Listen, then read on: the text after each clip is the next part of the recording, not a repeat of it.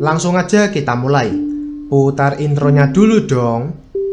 Film diawali dengan diperlihatkannya sebuah desa. Desa itu nampak tenang dan damai, dan tidak ada ancaman sama sekali. Tapi saat para warga sedang bekerja, tiba-tiba terdengar suara seseorang yang sedang menghitung 1-10. Mendengar itu, para warga pun jadi kepanikan. Mereka berlari mencari tempat untuk bersembunyi dan membuat suasana desa menjadi sepi. Yang ternyata mereka bersembunyi dari bocah kecil ini, yang dimana dia bukanlah bocah biasa. Dia adalah bocah iblis yang suka mengganggu para warga dan membuat seluruh desa ketakutan. Meski sudah berusaha disingkirkan, si bocah iblis selalu berhasil membaca pergerakan para warga, yang membuat dia selalu lolos dari semua jebakan. Bocah ini juga memiliki kekuatan yang sangat dahsyat, bahkan tendangannya bisa membuat batu terlempar sangat jauh. Semuanya berawal saat muncul dua buah mutiara kekuatan di alam para dewa, yaitu mutiara kehidupan dan mutiara iblis, yang dimana mutiara iblis sudah dikutuk oleh para dewa. Dalam waktu 3 tahun, mutiara iblis akan hancur tersambar petir. Dan kedua mutiara itu dijaga oleh seseorang bernama Tai, yang memiliki seorang adik bernama Seng. Lalu Tai ditugaskan untuk mengirim mutiara kehidupan kepada anak yang baru lahir, dengan harapan supaya mutiara kehidupan dapat bereinkarnasi. Tai pun mendatangi sepasang suami istri untuk memberikan mutiara kehidupan pada anak kandungan mereka. Tapi di tengah persiapan, tiba-tiba kedua mutiara itu dicuri oleh seorang asisten, yang dimana dia sudah dikendalikan oleh sebuah jimat. Lalu si asisten memasukkan mutiara iblis ke tubuh si anak, yang membuatnya terlahir sebagai bocah iblis.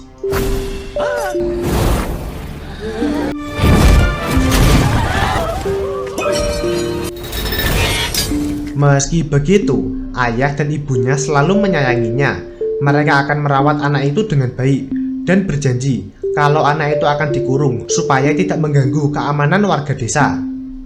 Selama 1 tahun lamanya, bocah iblis hanya diam di rumah. Namanya Neza. Dia dikelilingi mantra sihir yang tidak bisa ditembus. Meski begitu, sang ibu selalu mencoba menghiburnya.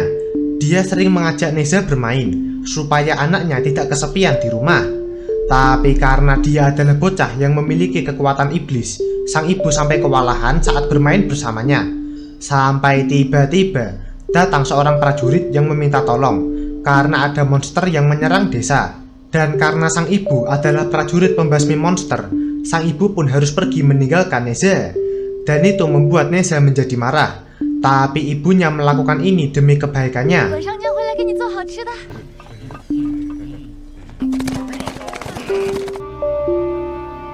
Hari-hari Neza hanya berada di dalam rumah. Meski mencoba melarikan diri, Neza akan langsung tertangkap oleh para penjaga. Sampai suatu hari, Neza mencoba untuk mengendap-endap keluar. Tapi saat sudah di luar, dia menemukan sebuah gulungan yang melayang. Dan saat disentuh, tiba-tiba Neza ditarik masuk ke dalam gulungan. Yang ternyata di dalam gulungan terdapat sebuah dunia ajaib, dunia yang dibuat oleh Tai. Dan semua yang ada di sana dikendalikan oleh sebuah kuas sakti. Dengan kuas itu, Tai bisa menciptakan apapun, dan dia menunjukkan kehebatan kuas itu pada Neza.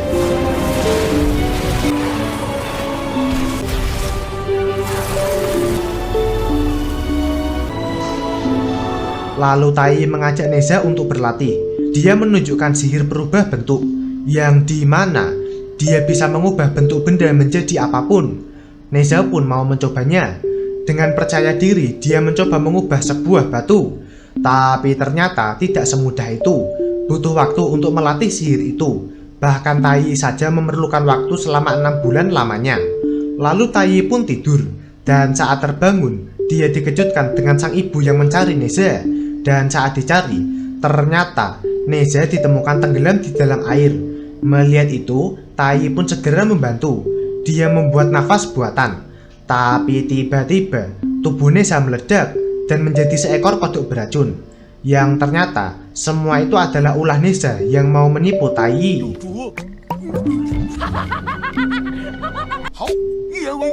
Lalu ayah dan ibunya pun datang. Mereka memarahi Neza. Dia seharusnya berlatih dengan serius supaya bisa melindungi para warga desa. Mendengar itu, Neza pun marah. Dia tidak mau melindungi warga desa karena sejak dirinya masih kecil, dia selalu dikucilkan dan semua orang menganggap kalau dia adalah siluman. Mendengar itu, sang ayah pun lalu menceritakan semuanya, yang dimana dia mengatakan kalau Neza adalah reinkarnasi mutiara hidup. Ya, sang ayah berbohong supaya dia mau berlatih dengan sungguh-sungguh dan membuktikan pada para warga desa kalau dia bukanlah seekor siluman. Setelah 2 tahun lamanya, Neza masih terus berlatih bersama Taiyi dan ayahnya. Tapi sayangnya, Neza tidak bisa mengontrol emosinya. Dia bisa saja melukai warga desa, bahkan menghancurkan seluruh desa. Meski begitu, Neza tidak mau dengar. Dia mencuri kuah sakti milik Taiyi. Dia keluar dari dunia gulungan dan mau mencari siluman untuk membuktikan kalau dia memang sudah siap. Saat lagi keliling desa, Neza menemukan sebuah air aneh, yang dimana air itu bisa bergerak sendiri. Dan ternyata itu adalah siluman air yang sedang mencari makan. Neza pun langsung menyerangnya. Dia terus mengejar si siluman untuk menangkapnya. Dengan kekuatan apinya, Neza menyerang si siluman air. Tapi itu malah membuat seisi desa jadi hancur.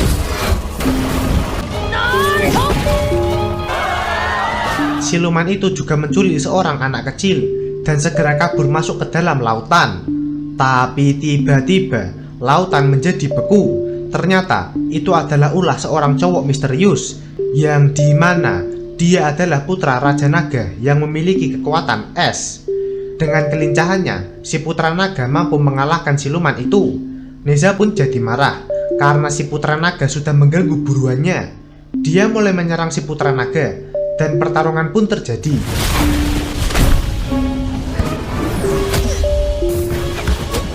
Melihat kesempatan, si siluman lalu mengeluarkan gelembung-gelembung dari mulutnya, yang dimana saat gelembung itu disentuh, maka orang yang menyentuhnya akan menjadi batu. Si siluman lalu memakan anak kecil itu. Si putra naga segera menyelamatkannya. Tapi sayangnya, tubuh anak itu sudah terkena air liur si siluman, yang membuat si putra naga pun menjadi batu. Melihat itu, Neza pun segera membantu. Dia menggunakan tubuh si putra naga sebagai pelindung, dan si siluman pun diserang sampai tidak berdaya. Si siluman pun menyerah. Lalu dia memberikan obat penawar untuk menyembuhkan mereka. Dan Neza segera mengobati si putra naga dan anak kecil itu. Merasa sudah diselamatkan, si putra naga pun berterima kasih. Dan dia pun memperkenalkan kalau namanya adalah Aobing, dan dia mau berteman dengan Neza. Mendengar itu, Neza pun jadi terharu karena ini pertama kalinya dia mendapat seorang teman. Lalu tak lama, datang para warga di sana. Mereka menuduh Neza yang sudah menculik seorang anak. Meski Neza berusaha menjelaskan, para warga tetap tidak percaya, dan hal itu membuatnya jadi kesal. Dia menyerang para warga satu persatu.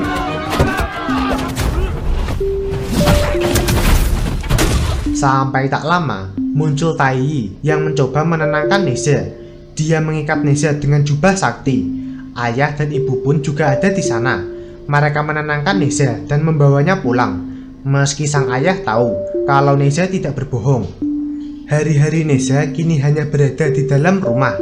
Dia masih galau karena tidak ada warga yang mau menganggapnya. Ayah, ibu, dan Taiyi mencoba menghiburnya, tapi sayangnya Neza tidak mau mempedulikannya. Lalu sang ibu teringat kalau 3 hari lagi adalah hari ulang tahun Neza yang ke-3 tahun. Mendengar itu, Neza pun jadi senang. Dia bersemangat untuk merayakan ulang tahunnya. Lalu Neza segera pergi menemui Aobing untuk mengundangnya ke acara ulang tahunnya.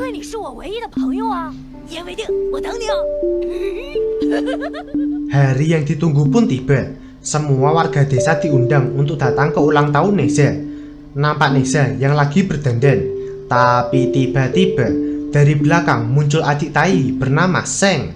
Dia mau memberitahukan sebuah rahasia. Sebuah rahasia yang disembunyikan oleh ayah dan ibunya. Lalu Neza pun keluar. Wajahnya nampak sangat marah. Ayah dan ibu lalu mengucapkan selamat ulang tahun, dan sang ayah memberikan sebuah hadiah jimat keberuntungan. Sedangkan Taiyi memberikan sebuah senjata tombak api dan seekor babi yang bisa membawanya kemana-mana. Tapi Neza masih nampak marah. Dia sudah tahu semuanya, jika dia bukanlah reinkarnasi mutiara kehidupan, melainkan reinkarnasi mutiara iblis. Dan dia dikutuk kalau dia akan mati saat berumur 3 tahun. Lalu Neza pun mengucapkan sebuah mantra, yang dimana mantra itu membuat kekuatan Neza bertambah. Dia kini menjadi seekor iblis dan mulai menyerang semua orang. Seluruh desa dihancurkan. Bahkan Neza berusaha membunuh ayahnya sendiri. Tapi tiba-tiba dari langit muncul Aobing yang mencoba menghadang. Dia menyerang Neza yang mengamuk. Dan saat Neza terpojok, Aobing memberikan sebuah gelang kepada Tai yang bisa digunakan untuk menangkap dan menahan Neza. Dan untungnya dengan gelang itu Neza pun akhirnya berhasil dihentikan. Tapi karena masih kesal, Neza pun segera pergi meninggalkan desa. Aobing juga mau pulang, tapi saat akan pergi, sang ayah tanpa sengaja malah menarik jubahnya, yang membuat identitasnya pun terbongkar kalau dia adalah putra Raja Naga. Melihat itu, para warga pun jadi kesal karena suku naga adalah suku yang dikutuk dan mereka tidak layak untuk hidup. Dan hal yang mengejutkan, ternyata Aobing bersekongkol dengan Seng. Karena sejak awal, ternyata Senglah yang telah mencuri mutiara kehidupan, di mana mutiara itu diberikan kepada putra Raja Naga.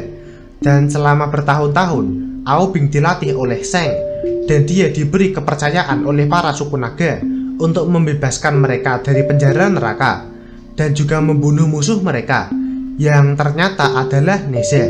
Tapi, karena Neza sudah menyelamatkan nyawanya, Aobing tidak tega melakukannya. Tapi karena itulah, kini identitasnya sebagai putra naga telah terbongkar. Mendengar itu, Aobing pun segera bertindak. Dengan kekuatannya, dia membuat sebuah gunung es batu yang nantinya akan dijatuhkan untuk mengubur desa ini bersama para warga di dalamnya.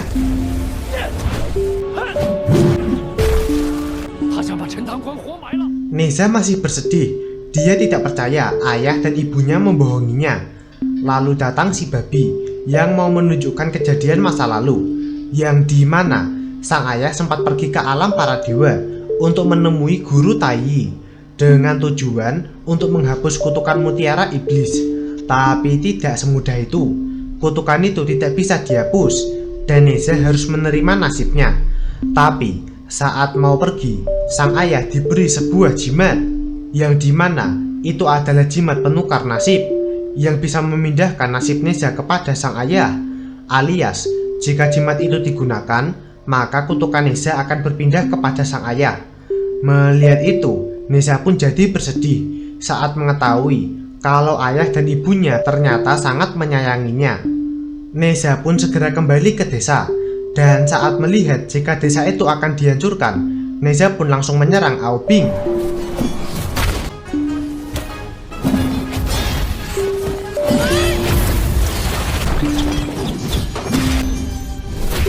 Pertarungan pun terjadi sampai membuat asap di mana-mana. Lalu muncul Seng yang berniat membantu. Tapi bukannya mencari Neza, dia malah menusuk Aobing dari belakang, yang ternyata itu adalah Neza yang menyamar. Saat berlari, Neza malah bertemu dengan Seng yang asli. Dengan sihir berubah bentuk, Neza menukar senjata mereka berdua, yang membuat Aobing mengira kalau Seng yang membawa tombak api adalah Neza yang menyamar. Haha. Tapi sayangnya Neza berhasil terpukul dengan kerasnya, yang membuatnya pun jatuh pingsan. Melihat kesempatan, Aobing pun langsung merubah tubuhnya menjadi naga dan segera menjatuhkan gunung es batu itu. Melihat itu, Neza pun kembali membaca mantra untuk menambah kekuatannya lagi. Lalu dia pun langsung menahan gunung es batu itu supaya tidak menghancurkan desanya.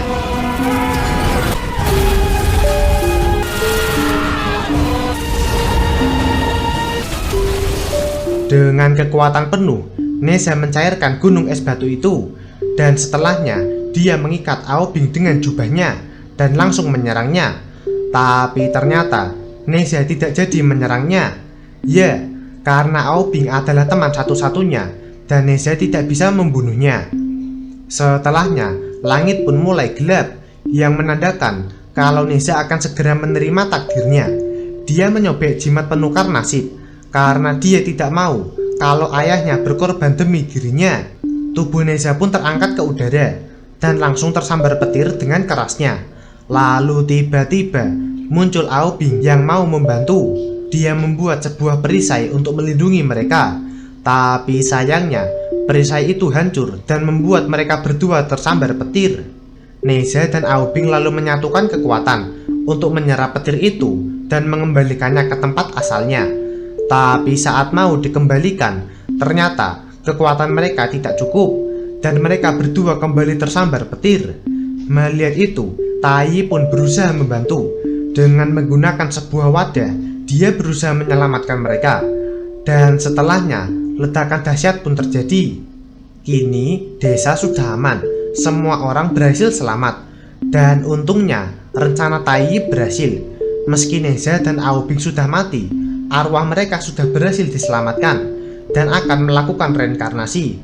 Lalu datang para warga desa, dan hal yang mengejutkan, mereka tiba-tiba bersujud di hadapan Neza sebagai bentuk penghormatan karena sudah menyelamatkan mereka semua dari ancaman. Dan itu artinya Neza kini sudah tidak dianggap sebagai siluman lagi, melainkan sebagai seorang pahlawan yang sudah menyelamatkan banyak nyawa orang. Dan film pun tamat.